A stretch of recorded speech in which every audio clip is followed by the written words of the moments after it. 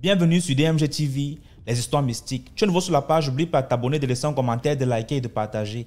Tu veux raconter une histoire, il y a un numéro à l'écran, c'est le plus 237 655 81 90 17 et on va jouer sur Facebook, YouTube et TikTok. Uniquement les histoires mystiques, s'il vous plaît.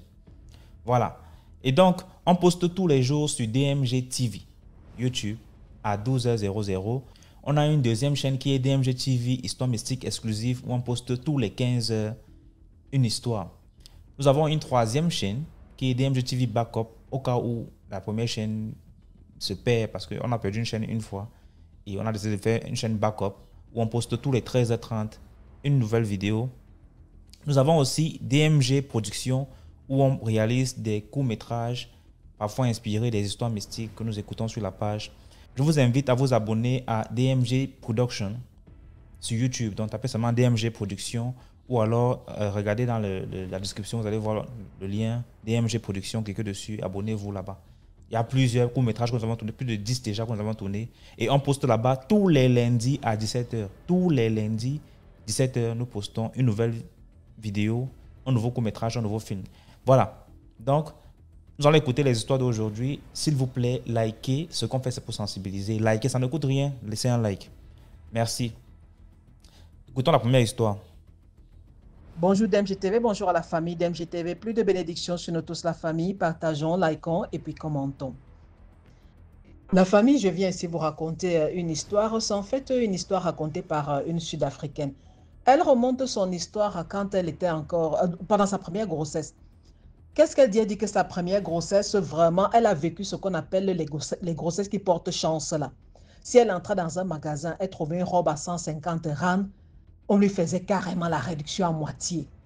Elle allait au marché, pendant qu'elle est en train d'acheter ses choses, parfois elle voyait même les mamans qui venaient d'un peu partout avec les fruits. Oh ma chérie, prends ça, c'est pour notre bébé là, pour qu'il soit fort. On lui faisait des cadeaux, partout où elle passait. Cerise sur le gâteau, elle dit question dragueur, c'était grave. Elle avait reçu tellement de propositions de mariage et toutes sortes de propositions décentes et indécentes. Bien sûr, elle en profitait, elle disait que non seulement le gars qui l'avait enceinte avait fui, mais en plus, elle restait chez ses parents. Donc, les gars, on lui donnait de l'argent, on l'invitait, elle partait, on lui donnait de l'argent qu'elle gardait pour sa layette et pour plus tard. Le premier avertissement était venu du côté de sa grand-mère paternelle. Un jour de retour du marché, sa grand-mère paternelle lui avait dit, mais ma chérie, attends un peu. C'est comme ça que je te comporte. Tu ne vois pas comment au marché, avec mon corps, j'essayais même de bloquer les mains qui voulaient toucher ton ventre et tout ça. Une femme enceinte, on ne touche pas ton ventre n'importe comment. Tu ne parles pas n'importe comment. Il y a des heures à laquelle tu ne dois pas sortir. Depuis que je suis venue à la maison, là, je vois que tu sors n'importe comment, n'importe quand. Tu ne sais pas te contrôler. Donc ça, c'était le premier avertissement. Voilà la grossesse qui évolue super bien. Et le deuxième avertissement vient quand c'était à son accouchement. Son enfant était super gros, un beau bébé. Malheureusement, il avait déchiré, n'est-ce pas? Elle avait dû passer quelques jours à l'hôpital. Elle dit, mon Dieu, que les gens venaient de partout pour porter son enfant. Les infirmières venaient d'autres salles, porter l'enfant et allaient présenter son enfant à d'autres parents. Elle dit que même la femme qui partageait la chambre avec elle, quand elle recevait de la visite, les gens qui venaient pour visiter le bébé voisin au sien, portaient aussi son enfant. Oh mon Dieu, ton bébé, il est beau. Oh mon Dieu, ça c'est un roi qui est né. Oh mon Dieu. Un jour alors, c'est une infirmière qui était venue carrément lui dire, mais attends ma chérie, tu es normal dans ce que tu fais là? Tu ne te rends pas compte que tu n'es pas la seule à avoir accouché? Comment ça se fait que tout le monde, on vient toujours porter ton enfant? J'ai même vu ton enfant se balader de main en main dans le couloir. Tu veux qu'on te garde l'enfant si tu ne te rends pas compte que ton enfant a quelque chose de spécial? Mais pourquoi est-ce que tu es aussi... Fais attention à ton enfant. On va même te le voler. Hein. Fais attention à ton enfant. On ne laisse pas un enfant comme ça dans les mains de n'importe qui. Tu connais les gens à qui tu donnes ton enfant? Ça, c'était le deuxième avertissement. Voilà, elle sort de l'hôpital, l'enfant évolue super bien. Elle dit que dans les 1 an comme ça, elle avait laissé l'enfant à ses parents. Ses parents avaient demandé à prendre soin de l'enfant parce qu'elle travaillait beaucoup. Elle était à l'autre bout de la ville et partageait son petit studio avec une collègue de service qui était devenue une copine.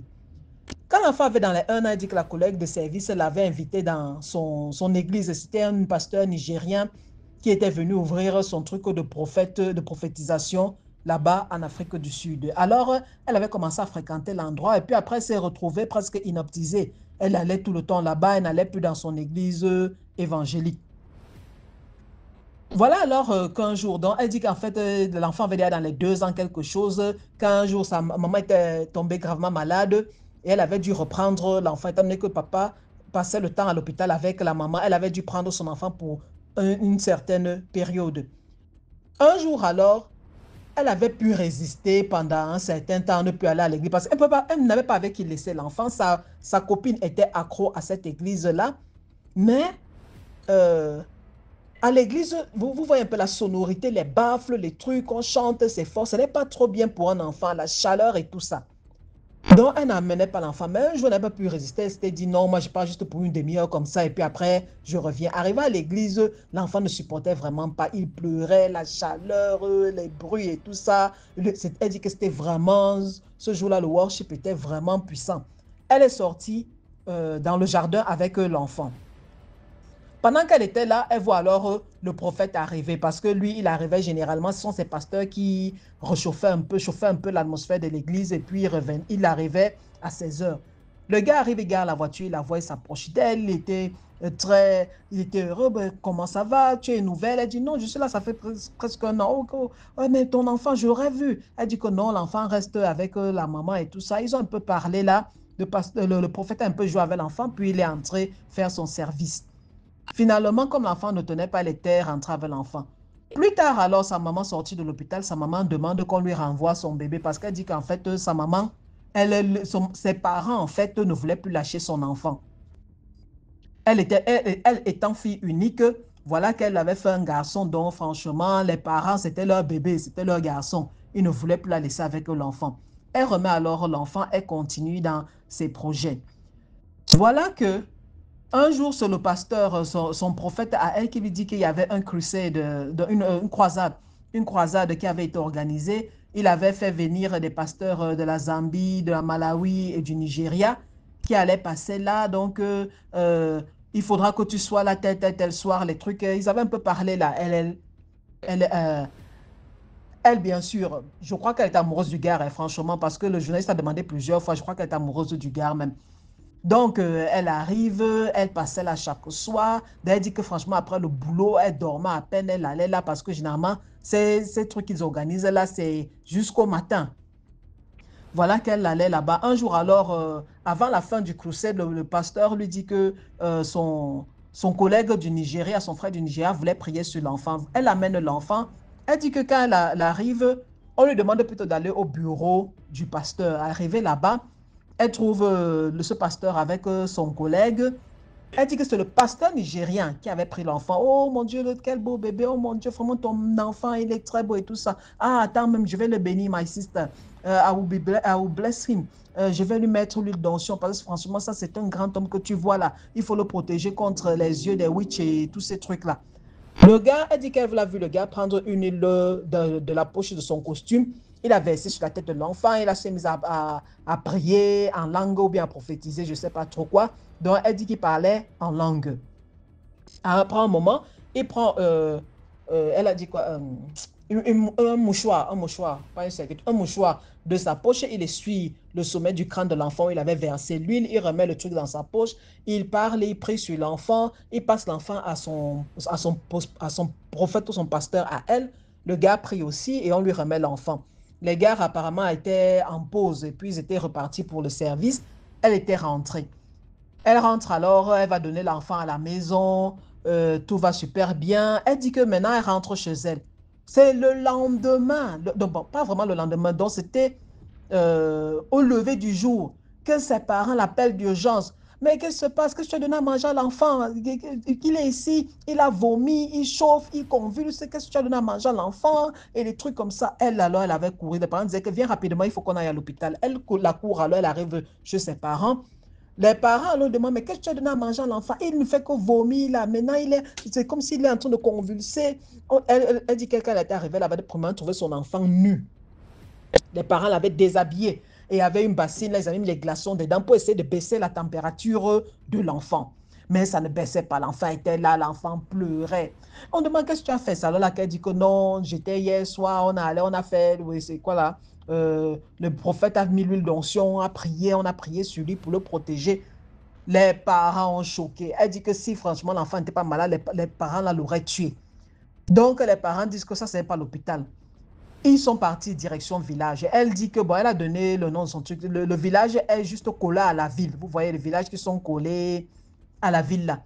Quand ils arrivent au village, ils partent directement vers quelqu'un de leur famille qui était un sangoma. Arrivé là-bas, ils avaient déjà, le papa avait appelé en route le monsieur. Arrivé, le gars a seulement pris l'enfant. Elle dit que quand il a vu l'enfant, il a seulement pris l'enfant. La couverture dans laquelle le papa avait emballé l'enfant là est tombée. Il a foncé vers son truc de rituel. Il entre avec le papa, il demande aux femmes d'attendre dehors.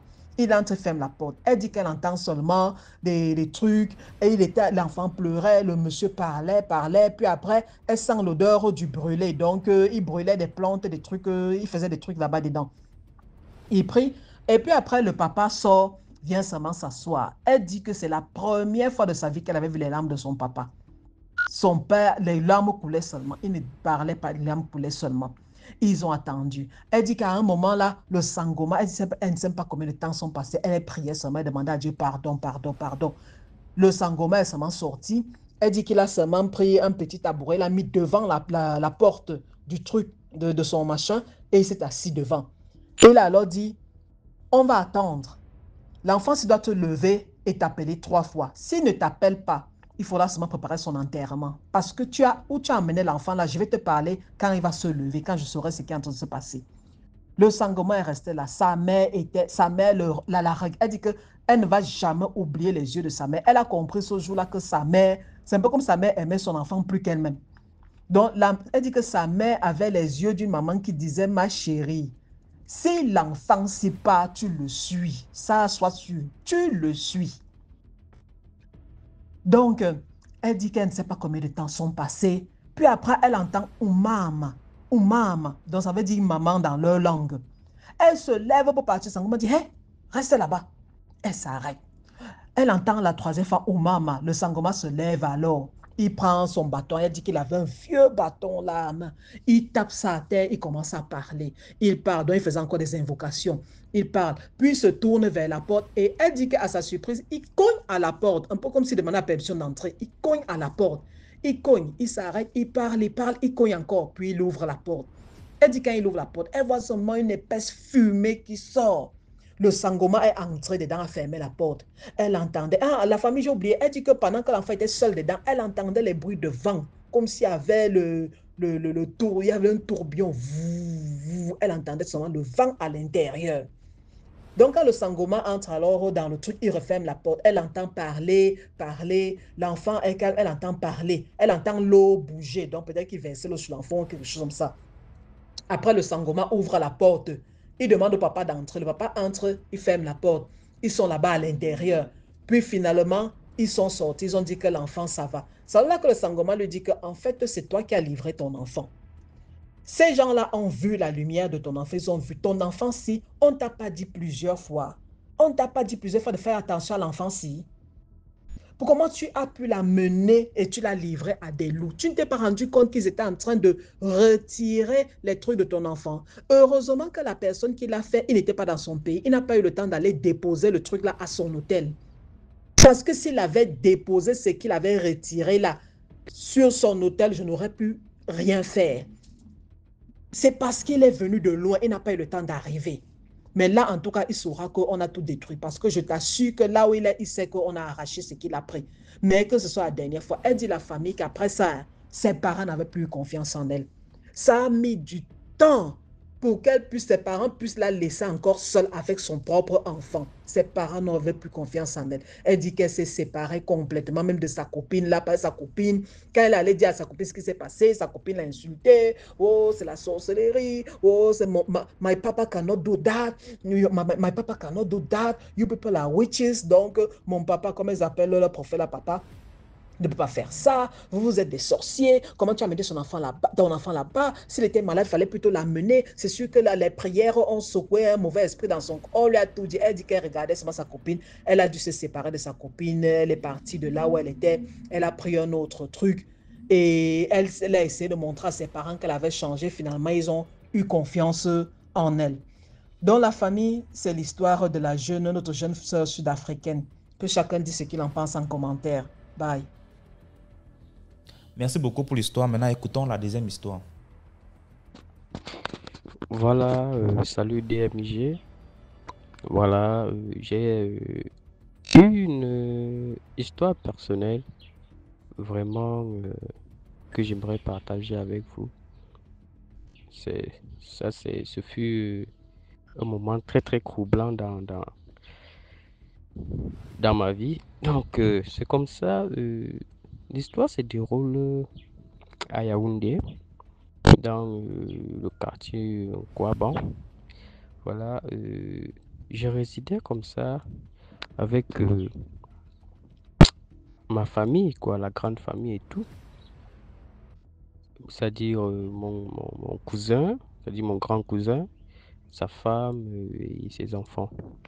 C'est comme ça que un jour, n'est-ce pas, je suis rentré du travail et j'ai trouvé que il y avait un jeune homme qui est arrivé, un jeune homme que je ne connaissais pas. Vous savez, les familles africaines et tout, c'est-à-dire la parenté élargie. Un jeune homme que je ne connaissais pas et, et que la famille ne connaissait presque pas, mais le jeune homme, lui, nous connaissait. Il disait qu'il était le fils d'une des cousines, une des cousines que on connaît très bien. Voilà. C'est donc ainsi que il nous fait part que il dit que là où il vit, parce que c'était aussi dans le même quartier, mais lui n'arrivait jamais à la maison. Donc on ne le connaissait presque pas.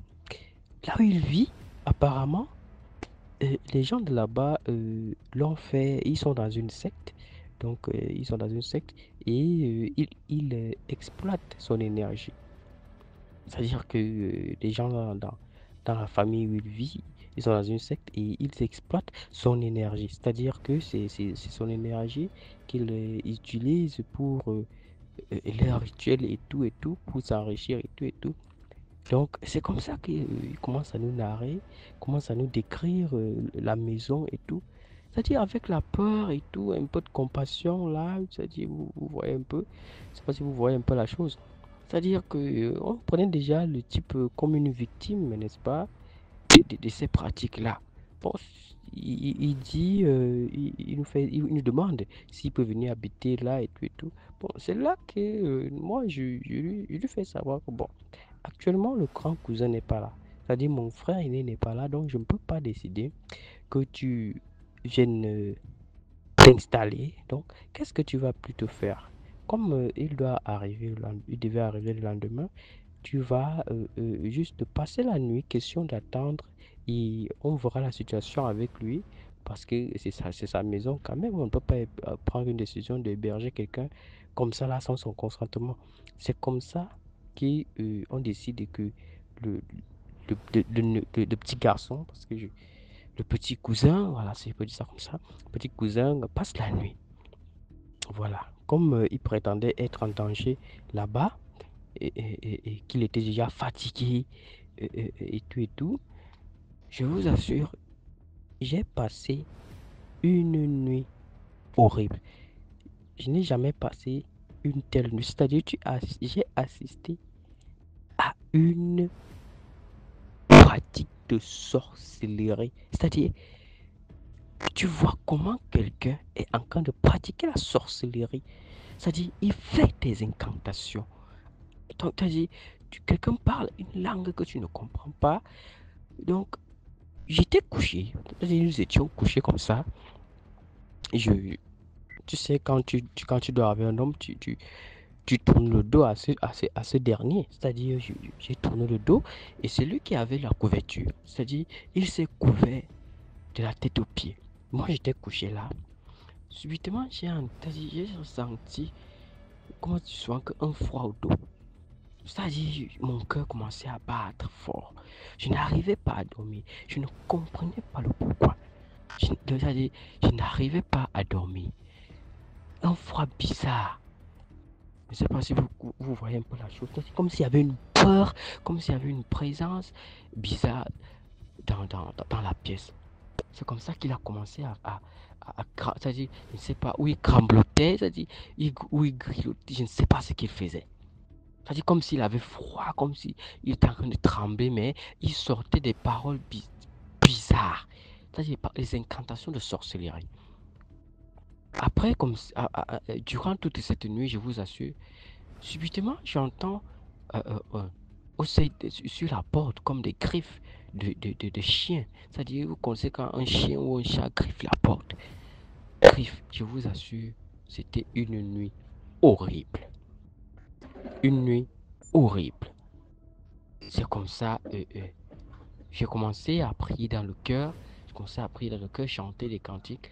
Je vous assure que, vous savez, quand quelqu'un réagit bizarrement près de vous, vous avez l'intention de vouloir le regarder. Mais je voulais, c'est-à-dire, j'avais envie de regarder mais qu'est-ce que le type-ci fabrique derrière comme ça, mais je ne pouvais pas.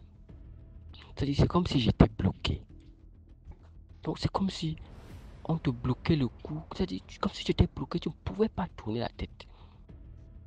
C'est comme ça, donc, vers, je pourrais dire, les 4 heures du matin, que c'est-à-dire, ils ne faisaient que répéter, désolé, ils ne faisaient que répéter, ils sont là, ils sont là, ils sont déjà venus. Quand je veux me lever pour aller allumer l'ampoule, il dit non, n'allume pas, ils vont me voir, ils vont nous voir, n'allume pas. Je vous assure, c'est-à-dire, même si tu es qui, tu seras effrayé.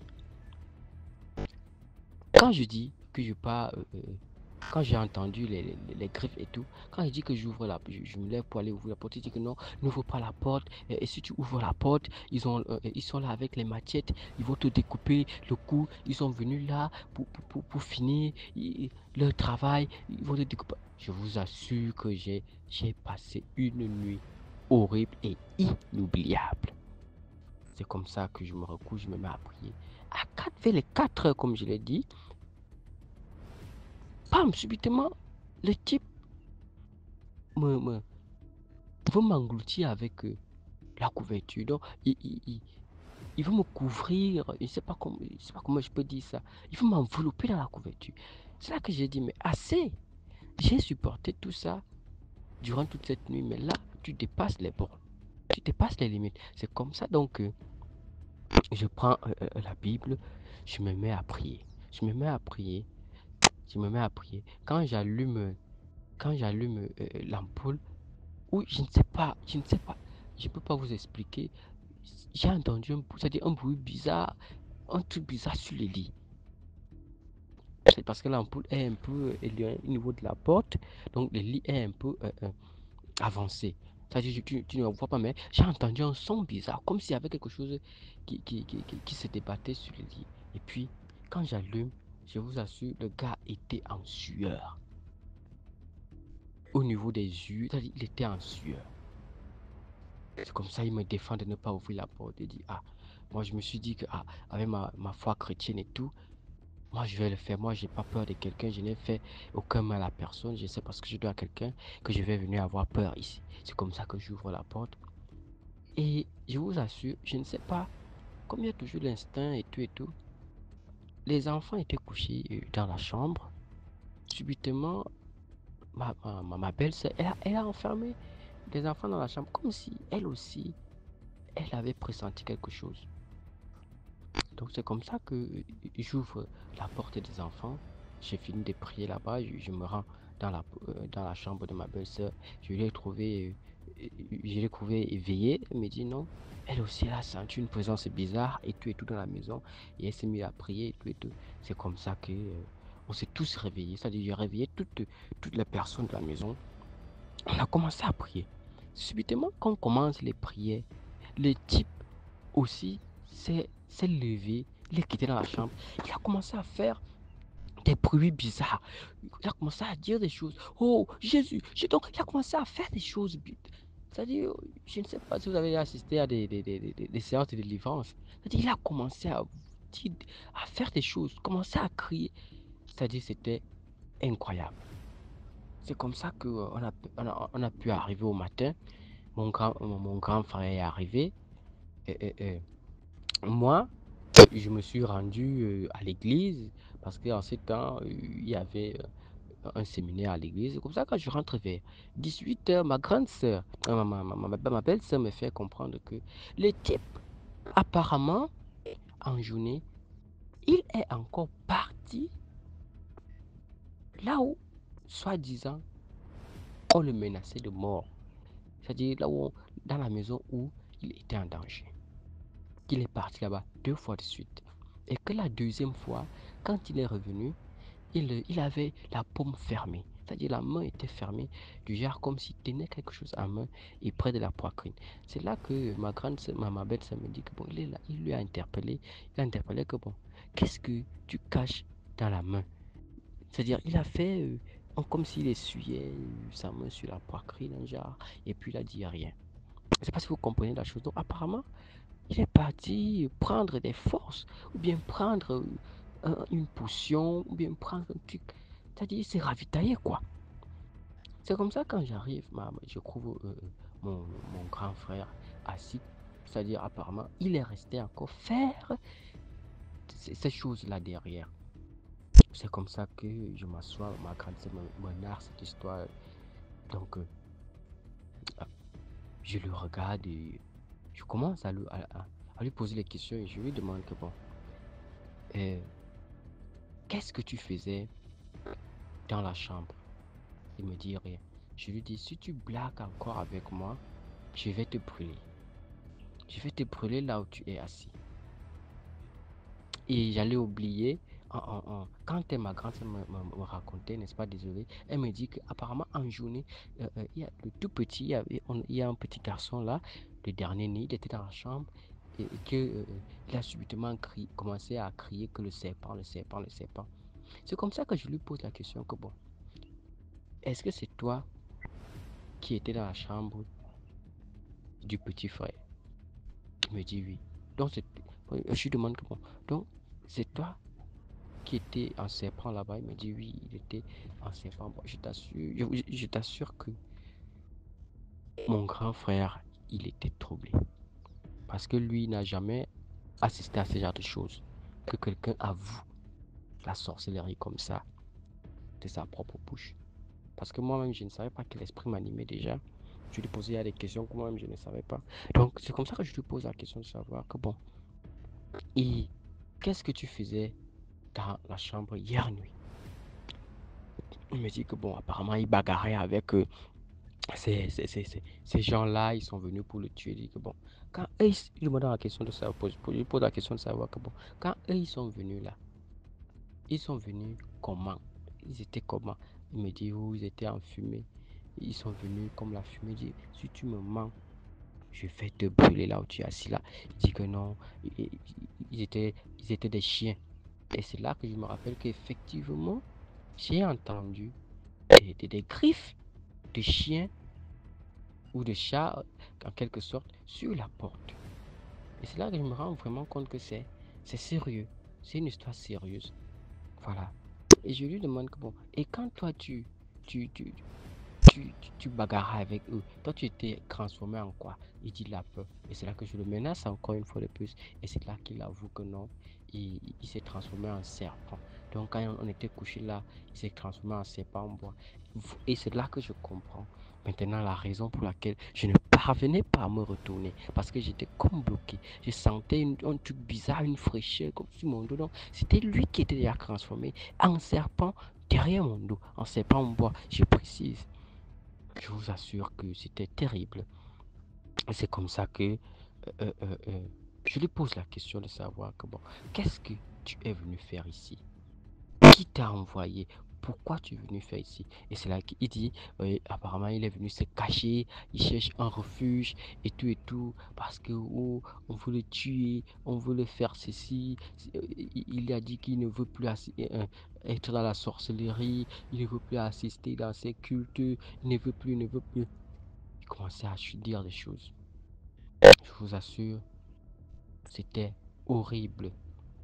C'est comme ça que je reprends la Bible, je commence à prier, prier, prier, prier. Je ne sais pas, je vous assure, c'est comme ça que tout d'un coup, seul, il a commencé à avouer que, apparemment, il a commencé à avouer il est venu, que quand il est venu en journée là, que quand ma grande soeur l'a vu, en journée avec la paume nouée, quoi, qu'il est parti prendre des choses mystiques.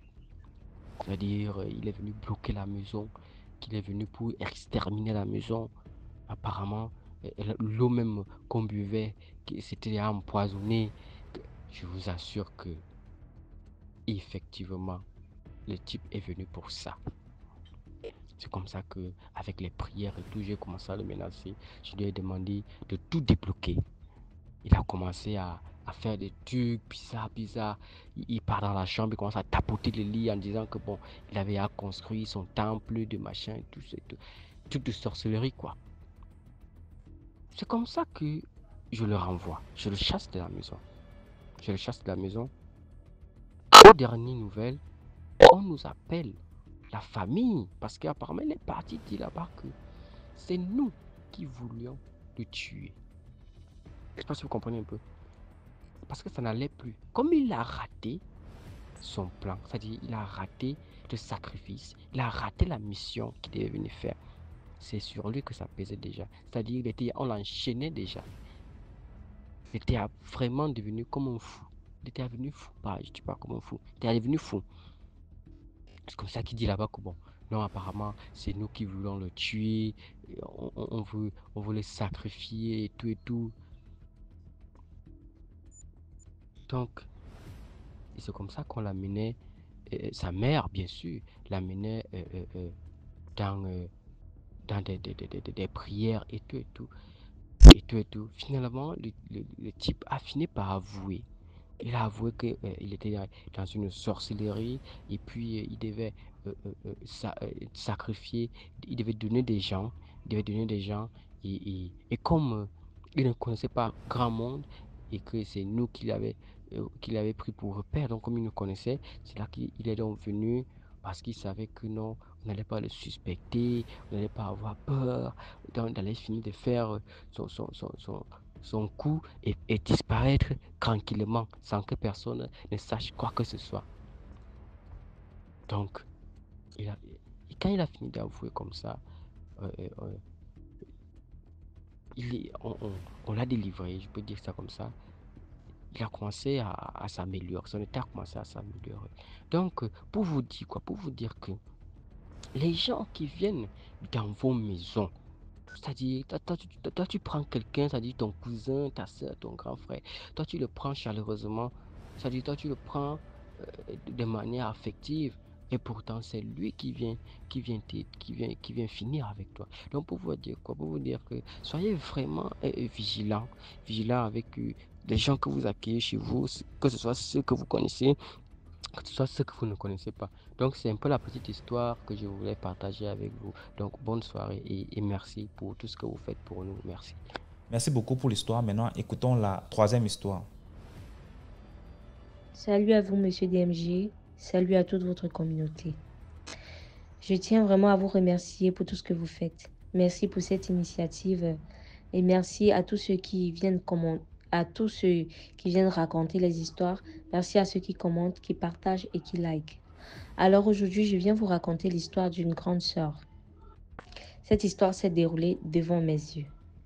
C'était lorsque j'étais en classe de 4e. Alors cette grande sœur, c'était une fille tellement belle, classe, chic. Et c'était une fille vraiment que tout le monde enviait, quoi. Alors, l'histoire commence comment? La jeune grande sœur en question, elle vivait tout juste à côté d'un campus. Et je tiens à préciser que nous, où je fréquentais, on n'était pas très loin du campus en question. En fait, c'était un collège. Alors, l'histoire se déroule un vendredi. Un vendredi vers, oui, la fin, début de soirée. On a marqué les cours, la sonnette a marqué la fin des cours. Mes camarades et moi, nous sommes sortis. Et lorsque nous sommes sortis, on a vu des gens qui étaient tellement entassés. Ils étaient, je sais pas, sur un même lieu, quoi. D'autres qui criaient, d'autres qui se posaient des questions, d'autres qui parlaient même seuls. Alors, on a commencé à se poser des questions, mais qu'est-ce qui se passe? Alors, le plus on avançait vers le carrefour, c'est là qu'on voit la grande sœur en question, qui était devenue folle. Elle était toute nue. Quand on s'approche, on remarque bien, on dit, mais c'est pas elle? Et pour ne pas donner le nom de la jeune dame, je vais faire un nom d'emprunt. Stéphanie. Je vais donner comme nom d'emprunt Stéphanie. Alors, on se dit, mais c'est pas Stéphanie de l'autre côté? Mais qu'est-ce qui a bien pu se passer? Stéphanie est devenue folle. On a commencé à se poser des questions. En même temps, on avait mal. Que cette grande sœur qu'on admirait tellement, qui était tellement belle et tout, qu'est-ce qui a bien pu se passer? Qu'est-ce qui a fait que Stéphanie devienne folle? Alors, mes copines et moi, on a décidé de trouver des réponses à nos questions. Vu que où elle habitait, c'était notre passage pour pouvoir rentrer à la maison, nous sommes passés par là et tout. Alors, arrivé sur les lieux, on a trouvé sa voisine qui était en train de raconter comment est-ce que Stéphanie est devenue folle. Alors, à ce qui paraît, Stéphanie et sa coloc ont fait la rencontre d'une douanière. Donc, Stéphanie et sa coloc avaient fait la rencontre d'une douanière. Et Stéphanie, chaque fois, disait à cette douanière qu'elle envie. Elle veut son style de vie. Elle veut être comme cette femme. Alors, cette douanière a dit à Stéphanie et sa coloc que elle peut les faire devenir riches. Elle peut les aider à devenir riches. Elle peut les aider à avoir la vie qu'elles veulent et tout. Stéphanie et sa coloc ont dit que d'accord, il n'y a pas de souci. Alors la douanière les a invités à Foumban. C'est comme ça que Stéphanie et sa coloc ont pris le premier bus pour aller à Foumban. Alors, arrivées à Foumban, elles sont entrées parce que c'était les faits qu'on a relaté la coloc de Stéphanie, qui elle-même est morte. Donc, elle l'a raconté avant de mourir à la voisine. Donc, du coup, quand elles sont arrivées à Foumban, la jeune femme, la douanière les a présentées à la femme qui l'avait initiée. Et la femme est partie avec elle derrière sa maison. Derrière sa maison, il y avait un grand feu, il y avait une grande marmite. Alors la femme leur a dit, c'est ici que j'ai initié plusieurs personnes. Il y a beaucoup de grandes dames que vous voyez, des dames influentes. Cette femme, les femmes que vous voyez qui arrivent, qui sont toujours entourées des personnes influentes, des grandes personnalités et tout. La plupart de ces personnes sont venues chercher le pouvoir chez moi. Le pouvoir de séduction, le pouvoir de l'autorité, la richesse et tout et tout. Alors, la vieille dame a demandé à Stéphanie qu'est-ce qu'elle voulait. Stéphanie a dit qu'elle veut être riche, elle veut être influente, elle veut être grande, en fait, elle veut la totale, quoi. Et elle a aussi demandé à la coloc. La coloc a dit aussi la même chose. Alors, elle a demandé à Stéphanie d'enlever elle a demandé à Stéphanie d'enlever ses vêtements et d'entrer dans la marmite qui était au feu. Alors Stéphanie a demandé si l'eau là n'allait pas la brûler et tout. Elle a dit à Stéphanie que non. Il y a le feu en bas, mais cette eau ne brûle pas. Vas-y, entre juste. Alors Stéphanie est entrée. Lorsque Stéphanie est entrée dans la marmite, elle a lavé Stéphanie. Elle a fait des incantations. Elle a dit à Stéphanie, dis tout ce que tu veux. Stéphanie a commencé à parler. Pendant qu'elle parlait, la vieille dame aussi faisait des incantations tout en lavant Stéphanie. Lorsqu'elle a fini avec Stéphanie, elle a fait la même chose avec sa coloc. Lorsqu'elles ont fini, elles sont entrées dans la salle. La vieille dame les a expliqué que le rituel qu'elles avaient fait, c'était un rituel de chance. Tout ce qu'elles vont désirer, elles vont avoir. Les grandes personnalités seront tellement attirées par elles que elles vont toujours avoir de l'argent. Les hommes vont les obéir au claquement du doigt et tout quoi. Après, elle a dit à Stéphanie et à sa copine l'échange qu'elles ont fait. Alors Stéphanie a demandé quel est l'échange, si elles vont devoir faire un sacrifice, soit donner un membre de leur famille ou quoi que ce soit. Alors la dame leur a répondu que le lavage qu'elle a fait pour eux, c'est que chaque humain, écoutez bien cette partie, chaque humain a des chances que Dieu a données. Et ces chances se sont réparties. C'est-à-dire quoi? Pardon. Quand tu es né avec des chances. Dieu les répartit enfance, adolescence, adulte et à la vieillesse. C'est-à-dire comment? Quand tu atteins tes 18 ans, tu peux avoir une chance qui va te permettre d'avoir un boulot, qui te donne peut-être 10 millions. Maintenant, tu atteins 30 ans. Tu as encore une autre chance qui vient vers toi, qui te donne 20 millions. Maintenant, tu as 40 ans. Tu as encore une autre chance qui vient vers toi, qui te donne peut-être 50 millions. Là, ce sont des exemples que je suis en train de prendre pour pouvoir bien vous expliquer ce que la vieille dame a dit à Stéphanie. Donc, Dieu a réparti les chances. Mais maintenant, le rituel qu'elle a fait sur Stéphanie et sa coloc, c'est un rituel qui va accumuler, donc qui va regrouper toutes ces chances en quelque temps. Donc, vous comprenez un peu. Si Dieu a réparti peut-être les chances de Stéphanel pour 30 ans, peut-être à un espace de 5 à 10 ans, elle, le rituel qu'elle a fait, elle va regrouper toutes ses chances. Donc, Maxime, 2 ans, Stéphanel regroupe toutes les chances que Dieu avait prévues pour elle pour 2 ans. Donc, c'est ce que la dame a expliqué. Alors Stéphanie, elle a répondu, oh, il n'y a pas de problème, hein. Moi je suis même contente, moi je ne suis plus là pour attendre les choses qu'il faut attendre 15 ans, il faut attendre 30 ans, il faut attendre des années pour réussir et tout. Moi je préfère que ma part soit accumulée comme ça et tout, et je profite bien de la vie. Alors la vieille dame a dit, oh d'accord, moi j'adore qu'on parle comme ça et tout. La coloc aussi a accepté et tout. Alors la vieille dame a dit ceci. Bon, après ça, en retour aussi, à chaque fois qu'elles vont coucher avec un homme, elles doivent collecter le sperme et donner à la douanière qui va se charger de venir donner le sperme chaque week-end à la vieille dame à Fumban.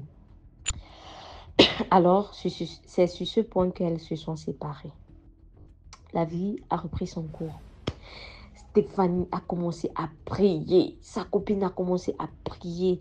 Elles enchaînaient des relations avec des grands types. Je dis des hautes personnes, des hautes personnalités, que ce soit des footballeurs, que ce soit des ministres, que ce soit... Je dis, elles sortaient qu'avec des grandes personnalités. Stéphanie avait de l'argent. Je dis du jour au lendemain, cette grande sœur, je dis cette grande sœur, c'est pas qu'on m'a raconté. C'est une grande sœur que j'ai vue.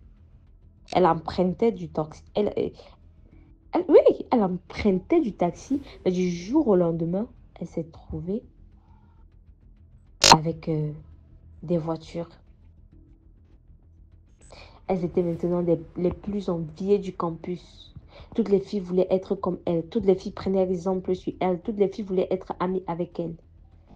Donc Stéphanie faisait sa vie. Elle jouait sa vie. Elle était fière. La totale, quoi. Les voyages par-ci, par-là. Elle enchaînait des hommes. Elle remettait le sperme avec sa copine, avec sa coloc. La vie était belle. Alors, 2 ans s'est écoulé. La douanière est venue les rendre visite chez elle. Alors, la douanière a dit que elles vont devoir voyager pour Fumban. Alors, les filles se sont apprêtées et sont parties à Fumban. Arrivée donc à Fumban, la vieille dame leur a dit, bon, le rituel qu'on avait fait, que j'avais fait sur vous, c'est un rituel qui est à court terme, qui ne dure pas. Donc ça a une période. Et pour vous, la période, c'était de 2 ans. C'est là où Stéphanie regarde sa coloc, elle est étonnée que mais elle ne savait pas. Elle se disait que peut-être ça allait même partir à avoir plus de 10 ans, peut-être 20 ans et tout. La dame dit non, c'est un rituel de 2 ans. Et maintenant, vous deviez vous renouveler ce rituel ou alors vous allez tout perdre. Alors, Stéphanelle a commencé à se poser des questions. Comment est-ce qu'on va faire pour renouveler le rituel? Alors la dame a dit ceci. Bon, pour renouveler le rituel, ce que vous allez faire, c'est que vous allez vendre chacune un membre de votre famille. Je dis bien qu'elles vont vendre chacune un membre de leur famille. Alors Stéphanelle a dit d'accord. Stéphanelle a vendu sa cousine et sa coloc, elle a vendu sa nièce. La vie a repris son cours, l'argent est revenu en abondance. Elle faisait la vie, elle faisait la vie, elle faisait la vie. Une année s'est encore écoulée. La douanière a encore appelé qu'un autre sacrifice doit être effectué. Alors, Stéphanie, et sa coloc ont dit, mais on venait tout juste de faire le sacrifice. Alors la douanière a dit, vous n'avez pas le droit de parler ou de discuter, vous devez faire un sacrifice. Alors Stéphanie a encore fait un sacrifice. Elle a donné encore une personne de sa famille, je sais pas, elle a dit c'était un oncle, un truc comme ça. Et sa coloc aussi a donné son cousin. Elles ont encore reçu de l'argent, elles faisaient toujours la vie, les voyages et tout, elles étaient bien quoi et tout. Alors vint le jour où la douanière a appelé Stéphanie et la coloc. Elle a dit à Stéphanie et sa coloc que bon, vous deviez encore faire un sacrifice. Alors Stéphanie a dit, mais on a fait un sacrifice, ça n'a même pas fait encore même 3 mois. La douanière a dit, vous n'avez pas à discuter. Vous deviez encore faire un autre sacrifice. Vous devez encore faire un autre sacrifice. Alors, c'est là où Stéphanie et sa copine ont dit que non. Elles sont fatiguées, elles ne savaient pas que c'était comme ça. Elles se disaient qu'on devait juste les laver, donner du sperme des hommes et tout, mais pas aller jusqu'à faire des sacrifices et des sacrifices chaque fois. Et sans toutefois oublier que dans la famille de Stéphanie et de sa coloc, il y a eu des gens qui ont eu l'idée d'aller chercher la source des morts. Parce que on dit, selon les dits de la coloc, avant qu'elle ne meure à la voisine, c'est qu'elles étaient déjà dans plus de 500 sacrifices dans leur famille. Alors, dans la famille de Stéphanie, il y a une de ses tantes qui est partie chercher à l'est ce qui n'allait pas. Et lorsqu'elle est arrivée là-bas, on a dit que c'est une de ses plus jeunes nièces qui est entrée dans des choses louches, qui vendait les gens dans la famille. Alors, elle a fait part de ça. Mais à ce qui paraît, le guérisseur n'avait pas donné le nom de Stéphanie, quoi. Il avait juste dit que c'est une des jeunes nièces de la famille qui liquidait les gens dans leur famille. Alors, elle est venue, elle a passé la nouvelle et ils ont pris des précautions. Sa mère a pris des précautions et tout le monde... Donc, ils ont pris des précautions. Alors, lorsque Stéphanie est arrivée avec sa coloc, la dame a demandé, elle a dit à Stéphanie que Stéphanie doit donner sa maman et que l'autre, elle doit donner son papa. Mais, chose étrange, la maman de Stéphanie avait déjà pris des précautions. Donc, elle avait déjà fait, on va dire, le blindage. Donc, Stéphanie ne pouvait plus toucher sa maman. Quant à sa coloc, son papa était, je sais pas, c'était un homme qui n'était pas facile, quoi. Parce qu'elle a essayé, mais elle n'a pas pu. Alors, Stéphanie était tellement triste. Elle n'arrivait plus à dormir parce qu'on les avait donné quelques mois pour faire le sacrifice, pour effectuer le sacrifice. Alors, un jour, elle a décidé d'aller voir la douanière pour que la douanière puisse plaider devant la vieille, afin que, pardon, la vieille puisse trouver autre chose. Plutôt que de donner sa mère, elle peut demander une autre personne qui est plus accessible. Pardon. Alors, la douanière a dit à Stéphanie, bon, moi, je t'aime bien. Dans le groupe, c'est toujours toi que j'ai le plus aimé. Vu que tu ne peux pas donner ta mère, moi, j'ai une idée pour toi. On va retourner vers la dame qui vous a initié, qui nous a initiés, et je vais plaider pour toi. Alors, lorsqu'elles sont arrivées là-bas, la dame a dit à Stéphanie que bon, tu as de la chance que ma fille que j'aime bien, la douanière, elle a plaidé pour toi et tout et tout. Elle m'a dit tu es une bonne fille et que toi, tu as le cœur. Tu peux arriver au bout des choses.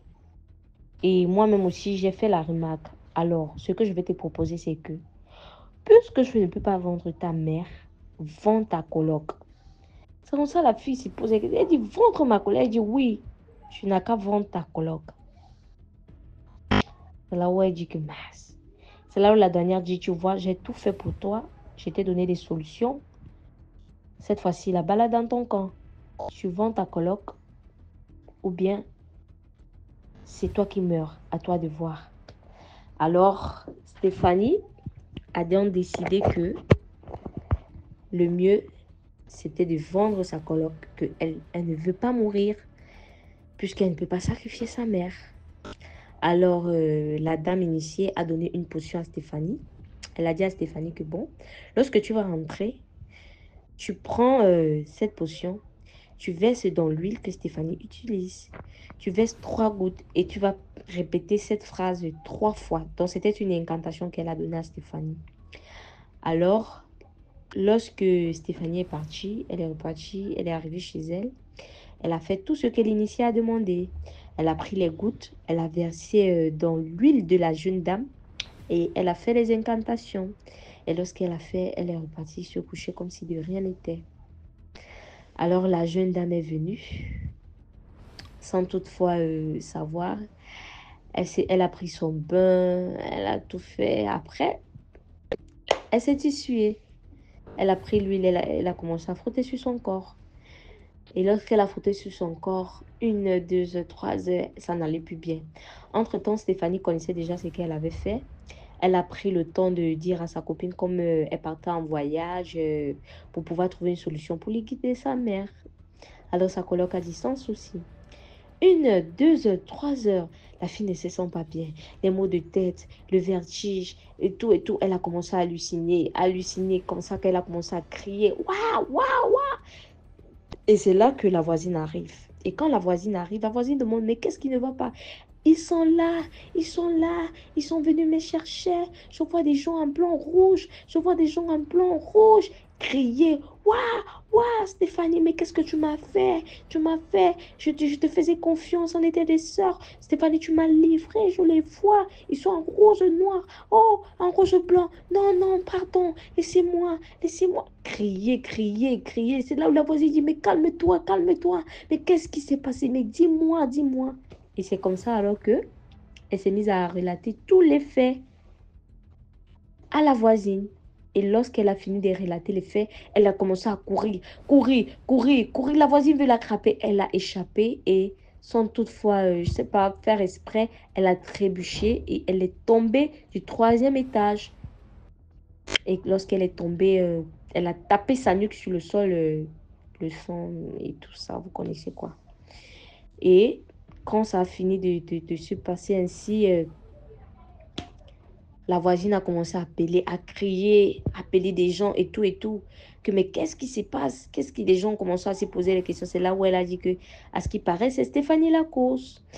Et pendant qu'elle était en train de délirer, Stéphanie, elle est rentrée vers sa maison. Elle était sur le chemin de la maison. Et en même temps, mes camarades et moi, on sortait. Avant maintenant d'arriver chez elle, Stéphanie, la folie a pris Stéphanie. C'est comme ça que Stéphanie s'est retrouvée en train de se déshabiller. Donc, quand sa copine est morte, sur le coup, elle est une fois allée chercher Stéphanie. Et pardon, je vais même oublier de dire. Lorsqu'elle a commencé à crier, Stéphanie, pourquoi tu m'as fait ça? Pourquoi tu m'as fait ça? Je viens, elle a précisé, je viendrai te chercher. À l'instant que je meurs, je viens te chercher. Et ce sont les paroles qu'elle a dit. À l'instant que je meurs, je viens te chercher, Stéphanie. Stéphanie, je viens te chercher. Donc, lorsqu'elle est morte là, que les voisins criaient là, que les voisins étaient devant son corps, Stéphanie aussi, pendant que nous on sortait des cours, elle aussi, elle est devenue folle. Je dis, elle est sortie de la voiture devant nos yeux que Stéphanie criait, se déshabillait. Laisse-moi, laisse-moi, laisse-moi tranquille, c'est pas de ma faute. Elles nous ont piégés, elles nous ont piégés. C'est elles qui m'ont demandé de te vendre. Laisse-moi, pardon, pardonne-moi, ne me fouette plus, ne me fouette plus. Pardon, pardon, pardon. Jusqu'à, c'est comme ça que Stéphanie est devenue folle. Je dis bien, Stéphanie est devenue folle. C'était une jeune fille qui n'atteignait pas 25 ans. Stéphanie est devenue folle. Donc, l'histoire est longue, certes. Mais c'est une histoire que j'ai voulu partager avec vous pour vous dire de faire attention. Ce n'est pas tout ce qui brille qui est de l'or. Il y a des gens qui viennent piéger. Il y a des gens qui voient vos étoiles. Ils viennent vous utiliser. Parce que moi, je suis sûre que cette dame, non seulement les spermes, elle les utilisait pour accroître son pouvoir et gagner ses marchés et autres. Et elle a sûrement aussi utilisé l'étoile de ces jeunes filles pour pouvoir briller, elle, doublement. Donc, faites attention. Ce n'est pas toutes des personnes... C'est pas bon d'envier. L'envie, d'abord, c'est la sorcellerie. C'est la vie... C'est le fondement de la sorcellerie. Donc, il faut faire attention. N'enviez pas. N'enviez pas. Contentez-vous de ce que vous avez. C'est vrai que c'est dur. C'est vrai que c'est dur. Mais n'enviez pas. Voilà comment Stéphanie est devenue folle et sa coloc a perdu la vie. Donc, c'est ce que je voulais passer comme message. Merci. Merci beaucoup pour l'histoire. Maintenant, écoutons la 4e histoire. Bonsoir DMG, bonsoir la communauté DMG. L'histoire que j'aimerais vous raconter là, c'est une histoire mystique qui s'est déroulée il y a de cela peu de temps dans le Cameroun et dans la ville de Douala. En effet, j'ai aménagé dans une cité il y a de cela 10 mois déjà et j'ai trouvé une de mes voisines. Et je me suis rapprochée vers elle pour lui demander, comment est-ce que ça se passe ici à la cité, comment, avec le nettoyage, l'organisation de la cité, le quartier et tout et tout. Nous avons un peu sympathisé avec la voisine, mais elle était très repoussante quand ça me concernait. Elle était très repoussante. Et je tiens à rappeler que c'est une jeune fille, elle fréquente à l'université de Douala, elle fait le master 2. Lorsque je rencontre cette fille, nous essayons de faire une petite amitié et tout, mais elle était très repoussante avec moi. Je constate qu'elle était très amie avec une de nos voisines au quartier. Je lui demande à chaque fois, mais maman, à chaque fois que je te parle, parce que c'est une jeune fille, mais je l'appelle souvent maman, à chaque fois que je t'approche, tu es très réticente avec moi. Y a-t-il un problème? Pourquoi tu es fâchée de moi et tout? Elle me dit non. Il n'y a rien, mais tu constates qu'elle ne veut pas s'approcher vers moi. Comme on a souvent l'habitude de dire ici chez nous au quartier, on évite les problèmes. Quand quelqu'un ne te reçoit pas, tu ne le forces pas. Peut-être sur le sens qui n'a pas marché. Je suis restée tranquille. Au fur et à mesure que les jours passent, elle se retire de moi. Un jour, je suis restée à la maison. Je constate qu'elle n'est plus là. Bon, il y a ces choses dehors parce qu'il y avait souvent ces babouches dehors, les sont les babouches dehors, les seaux, les bassines. Je constate que les seaux et les bassines sont bien évidemment là dehors et ces babouches, mais elle n'est plus dans la maison. Quand je dis dans la maison, c'est-à-dire sa présence quoi. Parce qu'à chaque fois qu'elle rentrait de l'école ou à chaque fois qu'elle rentrait, elle faisait un peu de bruit, je savais qu'elle était là. Parfois, parce que c'est ma voisine proche, nos maisons sont collées, donc quand elle fait les bruits chez elle, je connais qu'elle est là dans la maison. Mais ce qui m'a un peu attirée, c'est que ça fait un bon bout de temps, je constate qu'il n'y a pas de bruit chez elle. Donc je me suis dit peut-être elle a voyagé et elle a pris une distance. Je suis restée tranquille. Une semaine plus tard, elle n'est pas là. Donc je demande à ma bailleuse que mais maman, pourquoi est-ce qu'on m'a donné son nom Leslie? pourquoi est-ce que Leslie n'est plus là? La bailleuse me dit, même elle ne sait pas.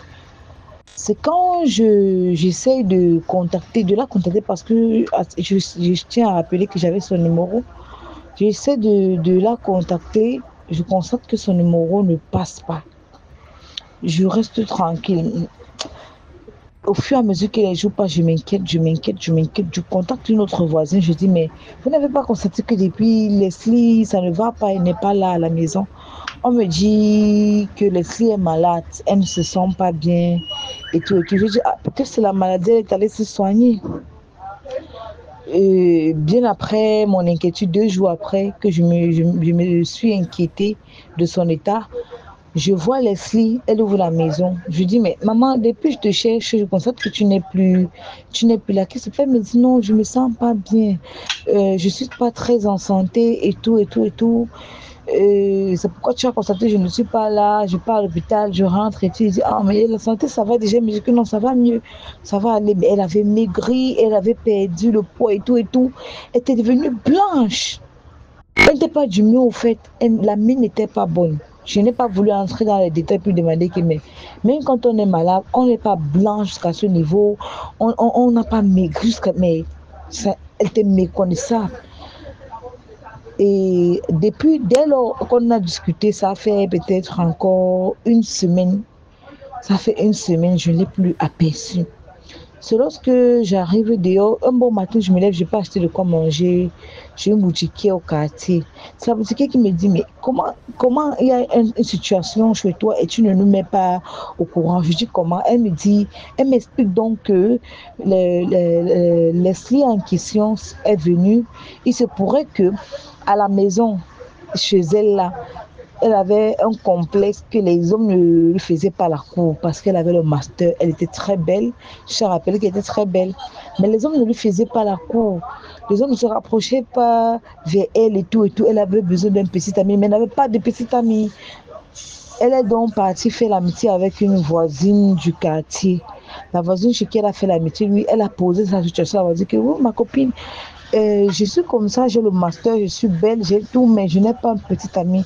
C'est la voisine du quartier qui lui dit, ah, maman, toi tu n'as pas de petit ami, mais moi, j'ai des gars, j'ai des petits amis qui me donnent de l'argent, qui me donnent des finances comme je veux, et je peux les commander, tout ce que je leur ordonne, ils me donnent.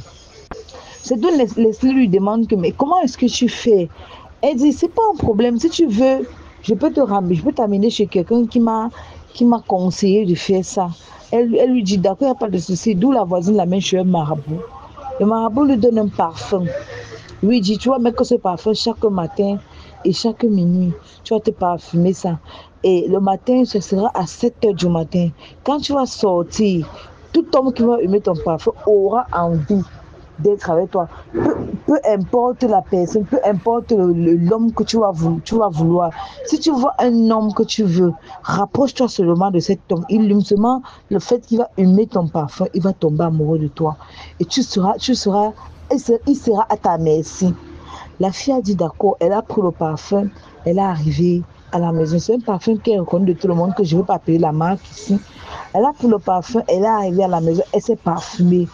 Lorsqu'elle se met le parfum, elle sort. Premier jour, aucun homme n'arrive. Deuxième jour, aucun n'arrive. Troisième jour, aucun n'arrive. Elle contacte sa copine. Ma copine, je mets le parfum, mais rien n'arrive. Sa copine dit non, patiente. C'est un processus, ça va arriver. Au fur et à mesure que tu vas mettre le parfum, ça va arriver. Elle met le parfum 1 semaine plus tard, mais elle dit que ça ne fonctionne pas. Elle a versé tellement le parfum que le parfum est fini. Elle est rentrée chez le marabout, dit au marabout que mais ça n'a pas fonctionné. Le marabout dit que est-ce que tu as respecté l'heure à laquelle je t'ai demandé de mettre le parfum? La fille en question dit oui, j'ai respecté l'heure. Tout le marabout lui donne un deuxième parfum, dit essaye encore de remettre. La même nuit, elle a pris le parfum. Quand elle a remis le parfum, elle a senti un palud fort sur elle, parce qu'elle nous a expliqué. Elle a senti un palud fort sur elle et elle a commencé à voir des gens dans la maison. Elle voit les silhouettes passer devant elle, elle voit ceci, elle voit cela. Elle est allée raconter à sa copine que mais il n'y a pas d'attirance, il n'y a rien, mais par contre je constate que je suis toujours malade, je suis tellement malade et tout.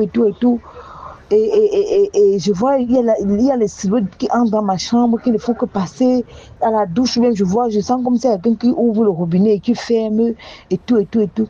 La voisine me dit, non, t'inquiète pas, ce n'est rien, tu hallucines juste, mais ça va passer. Et après, un moment donné, la boutiquière qui m'explique l'histoire me dit qu'elle est arrivée, on constate seulement qu'elle arrive un bon matin, elle commence à toquer la barrière de la voisine qui lui est amenée chez le marabout.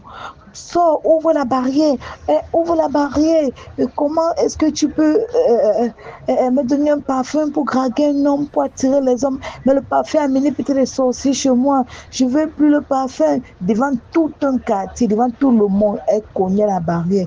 Elle a commencé à doser la barrière. Quand elle a ouvert le parfum, elle a ouvert son sac, prendre le parfum, pardon, le parfum en question, cassé au devant de la barrière de sa copine. Dit que je ne veux plus le parfum, je ne veux plus de ce parfum. Ça m'amène les sorciers, c'est-à-dire les gens dans ma maison, les gens ne font que me menacer. Les gens patati patata, elle bavardait tellement, elle pleurait, elle était en plein soleil. Et quand elle a cassé le parfum, elle a commencé à parler des choses, elle se déshabillait en route, elle parlait des choses et tout, et tout, et tout. En fin de compte, sa famille on a amené chez un traitant dans son village. Présentement, comme je suis encore vous parler, elle est encore au village. On dit que sa situation ne fait que s'empirer. Donc, ce que j'aimerais dire à la communauté DMG, à toute la population qui va suivre ce voix, c'est que laissons Dieu travailler. Si Dieu ne nous a pas donné un homme à un moment donné, c'est parce qu'il sait et il connaît le moment à laquelle nous donner cet homme-là. Peut-être que parce qu'il veut nous épargner de certaines situations, il veut nous épargner de certaines tragédies. C'est pourquoi il ne veut pas nous donner cet homme-là. Évitons certaines amitiés, évitons l'envie, évitons la convoitise. Donc c'était un peu ça mon histoire. Merci DMG. Merci beaucoup pour l'histoire. Maintenant, écoutons la 5e histoire. Bonsoir DMG. Oui, déjà je tiens à vous remercier de ce que vous faites, car grâce à vous, nous sommes édifiés chaque jour. Déjà, j'ai une histoire personnelle parmi tant d'autres que j'aimerais partager. Déjà, celle-ci se passe à Kribi, dans un quartier de Kribi. Voilà. Euh, Nous étions membres d'une église, ma grande sœur et moi, parce que pour la petite information, je vivais avec ma grande sœur, son beau-frère, mon beau-frère et sa fille. Donc, nous allions régulièrement dans une église. C'est comme ça que un jour, n'est-ce pas, j'ai fait un rêve. Dans ce rêve, je, je me trouvais chez moi, dans mon village, où subitement j'ai vu des chiens, 3 chiens qui me poursuivaient dans les rêves. Donc c'est comme ça que je ne sais vraiment pas, comme les choses arrivent souvent. Je me suis retrouvé avec une canne à sucre à main. Donc je l'ai mis derrière mon pied car un de ces chiens s'apprêtait, n'est-ce pas, à me mordre les pieds. C'est comme ça que je mets donc la canne à sucre derrière mon pied, question de me protéger les pieds. Et c'est comme ça que un des chiens s'exclame et dit, n'est-ce pas, que ah, donc c'est la canne. On croyait que c'était lui, donc c'est la canne. Je vous assure, à l'immédiat dans ce cauchemar, parce que je dirais, ça c'est un cauchemar. Dans ce cauchemar, je me suis réveillé, j'ai commencé à prier. Et j'ai narré l'histoire à ma grande sœur. C'est comme ça que la semaine qui suivait, n'est-ce pas, on a organisé une séance de délivrance à l'église, là où nous nous rendions fréquemment.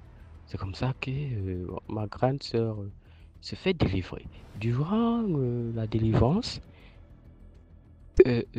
subitement, les possessifs, c'est-à-dire ce qui se manifestait en elle, commence à dire, ah, elle m'appelle, me dit, toi qui es assis là, n'est-ce pas, Tu as, tu as rêvé que trois chiens te poursuivaient et pour te mordre. Donc, c'était nous. C'était nous. Imaginez-vous. C'est-à-dire, j'étais glacé sur place. C'est-à-dire, j'étais assis, je ne sentais plus mes fesses sur la chaise. Oui, pour vous dire vrai. Donc, j'étais fini, quoi, si je peux dire comme ça. Donc, ils disent que c'était nous et nous sommes venus pour te rendre infirme. Voilà, nous sommes venus comme ça pour, pour que tu perdes, n'est-ce pas, ta capacité à marcher. Et je vous assure que ils se sont prononcés, ils ont donné leur identité. Et ce sont bien sûr les gens de la famille, c'est-à-dire tante, grand frère, grand, tout ça là. Donc, ils étaient en elle, ils habitaient en elle et tout. Donc, pour vous dire quoi? Pour vous dire que il y a souvent des rêves que l'on fait et que l'on croit, bien sûr, que ce sont des rêves et pourtant ce sont des réalités. Donc, je voulais partager cette petite histoire comme ça avec vous. Donc, merci, merci. Bonne continuation hein, à la suite des aventures. Merci et bonne soirée. Merci beaucoup pour l'histoire. Maintenant, écoutons la 6e histoire. YouTube, il y a DMG Productions. Là, on poste tous les lundis, on poste un film. Tous les lundis, il y a un nouveau film à 17h00. Les films, c'est les histoires qu'on réalise aussi. Tous les lundis, la chaîne, c'est DMG Productions. Bonjour DMG TV, bonjour à la famille DMG TV. Plus de bénédictions sur nous tous, la famille. Partageons, likons et puis commentons. La famille, je viens ici vous raconter une histoire qui se passe au Libéria. C'est une jeune Libérienne qui, le 28 janvier 2025, était plongée dans un profond sommeil dans la maison familiale. Elle dit que pendant qu'elle dormait, dans son rêve apparaît une vieille femme qui bondit sur son ventre et commence à appuyer de façon sauvage. En fait, la famille, cette jeune dame-là, elle est enceinte. Elle est en milieu. Je crois qu'elle avait dans les 6 mois quand elle montrait son ventre. Donc, cette vieille dame-là voulait en fait provoquer un avortement. Et la jeune fille dit que non seulement elle ressentait une immense chaleur, mais aussi une douleur atroce au niveau du ventre. Malgré le fait qu'elle soit dans un rêve, la jeune dame s'est mise à bagarrer avec la vieille dame. À un moment, elle dit que la vieille dame s'était retrouvée derrière elle et avait placé ses 2 mains sur son ventre et s'était mise à appuyer de façon sauvage. Pendant que la vieille dame appuyait, la jeune dame a réussi encore à se libérer. Mais avant de disparaître pour une dernière fois, la vieille dame lui a asséné une gifle violente sur son abdomen du côté gauche. La jeune dame se lève alors en criant, en hurlant, en appelant à l'aide. Les gens, la famille vient. On se rend compte qu'en plus, elle est en train de saigner. La famille, prise de panique, rapidement essaie de la prêter. Il faut qu'on aille à l'hôpital. Peut-être que tu es en train de perdre le bébé. Et pendant qu'il la prête, ils se rendent aussi compte qu'elle a une blessure sur le ventre du côté gauche. La famille, la blessure avait la forme d'une main, mais d'une main aux doigts très longs. Imaginez un peu comme si un squelette enflammé vient frapper quelqu'un au ventre. Non seulement il te blesse, et c'est très bien dessiné, hein, il te blesse sur tout le long d'où sa paume de main a touché, mais en plus de ça, il te brûle au même moment. La famille rapidement amène, il n'avait pas le temps de comprendre ce qui s'était passé, on amène la fille à l'hôpital. Les médecins aussi sont choqués par ce qu'ils voient sur son ventre, mais ils se concentrent d'abord sur le saignement. Ils s'assurent de protéger la vie du bébé et de la maman. Le saignement s'arrête, on arrange tout. Et les médecins demandent bien sûr, ça c'est quoi ça? Parce qu'ils avaient eu peut-être peur que quelqu'un l'ait frappé et tout ça. Mais vu la forme, la longueur et tout, ça n'avait aucun sens. Et en plus, ça c'était en feu. Est-ce que c'est quelqu'un qui était en feu qui t'a frappé ou un truc? C'était un peu étrange. Finalement, la famille et la jeune fille quittent l'hôpital. Bon, eux, ils venaient aussi, c'était aussi parce qu'ils venaient d'une famille, une famille modeste. Ils n'avaient pas suffisamment d'argent pour la garder longtemps à l'hôpital. Donc, ils quittent l'hôpital. Et les journalistes sont alors venus l'interroger parce que son histoire avait un peu fuité. Dans la famille, je vous raconte ceci pourquoi. C'est juste pour dire, hein, c'est juste de Paul qui le dit magnifiquement. Mais en fait, je vais juste résumer en vous disant que avant que toute chose ne se matérialise dans le monde physique, il a déjà été comment dire, établis dans le monde mystique. Donc, prenons soin de nous. Ne vivons pas dans la paranoïa, mais vivons dans la sagesse. Maintenant que nous comprenons et nous savons, nous avons découvert grâce à la page DMGTV certaines vérités de notre existence sur Terre. Faisons attention à nous, remettons-nous entre les mains de Dieu, respectons les lois de la nature et que Dieu nous guide. Passez une bonne journée. Bye. Voilà, c'est tout pour aujourd'hui. J'espère que vous avez aimé la vidéo d'aujourd'hui. Surtout, laissez un like, commentez, partagez. C'est pour sauver des vies. Si tu as une histoire à raconter, envoie ton histoire au numéro à l'écran sur le +237 655 81 90 17. Et on va jouer sur Facebook, YouTube et TikTok. Les directs, c'est les mercredis et vendredis sur TikTok, DMG TV. Donc, ciao, on se prend bientôt pour une nouvelle vidéo. Abonnez-vous à DMG Productions, s'il vous plaît. Et laissez vos impressions en commentaire. Orientez-nous. Si vous avez des histoires que vous aimeriez que nous réalisons, mettez ça en commentaire et puis on va réaliser. D'accord, merci.